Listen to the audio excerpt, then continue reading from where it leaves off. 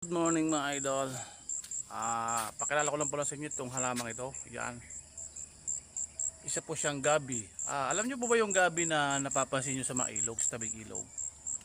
Ito po yun, oh. Ito. Yan yung gabi na malimit natin makita sa ilog. Na ang sabi ay damo lang siya. Pero hindi niyo ba alam mga idol na ito po ay isang uri ng gabi na nakakain po yung laman. Oo nga po, sa iba po ay hindi to kilala.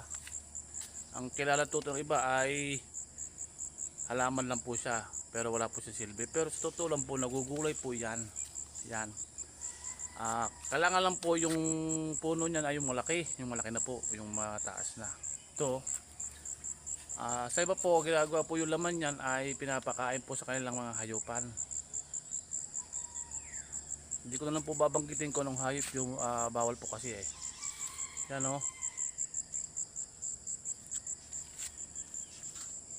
Ano po idol, kung nagustuhan nyo yung aking video, followin siya na lang po. Thank you.